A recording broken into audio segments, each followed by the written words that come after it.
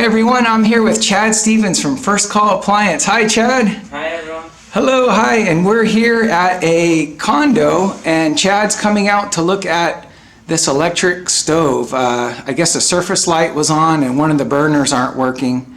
So yeah, so we're gonna go ahead and take a look, see what we got going on. Right off the bat, we see visually some things going on. We've got one of the connectors here just hanging below.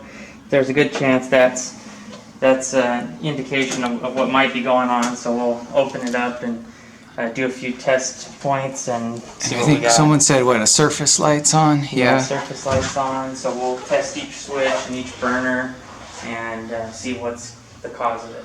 Okay, and then you fix appliances. You're residential or commercial, so or only residential appliances right now.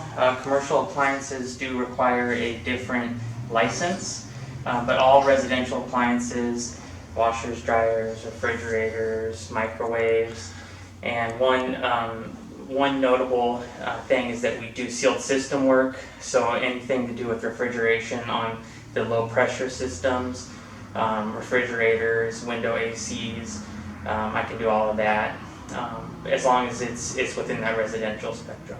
okay, wow. And I know you work for some of the bigger national big name companies, and you've done so well, and you're a small independent family business now, and but you've worked with the big guys, and I think you told me you've had accounts with Lowe's and I worked with the big guys, did warranty work with Whirlpool, GE, Samsung, and through the big companies did contracts with Home Depot, Lowe's, but the bigger companies, they have a lot of overhead in order to maintain all those contracts and be able to have enough technicians to keep Whirlpool satisfied.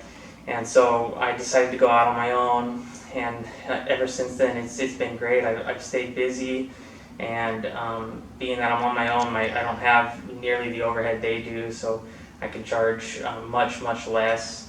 And it's just me right now. I'm the only technician, and then my wife answers the phone, Nancy.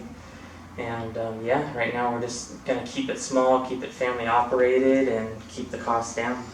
well, that's awesome. And obviously you're wearing your mask, and this is we're in July of 2020, the coronavirus, and I'm not sure if this video will be evergreen or not. Hopefully the coronavirus goes away and having to wear a mask, but I did want to point out, you're following the safety protocol and going to people's homes, so that's great. Just doing our part, trying to keep everyone healthy. I haven't been sick, luckily, or anything like that, but I do go into a lot of homes, and most notably in the areas that have been known as hot spots. So I just do my part to always wear a mask, hand sanitize, wash hands after each call, and just try to reduce any chance of spreading it, even if I don't get it, just to not spread it to other people, obviously. Oh, that's awesome. Well, I know that's a big thing on people's minds, and what was I going to say? I guess mainly, you have a website or a phone number, or do you have like a service call fee, or how's? Yeah, so we don't have a website. We just have always stuck with our Google page and Yelp page. Okay. You can find us on Yelp or Google under First Call Appliance Repair.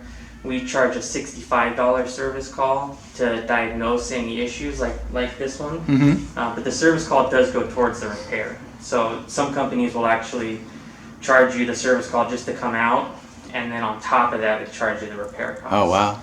So that can be quite a bit more.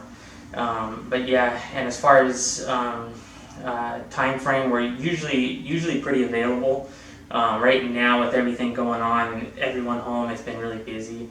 So we're doing our best to keep up with everyone and get every job taken done in a timely manner.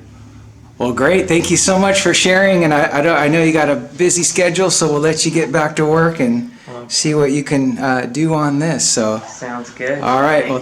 Thank you very much, Chad. First Call Appliance. All right. Bye-bye.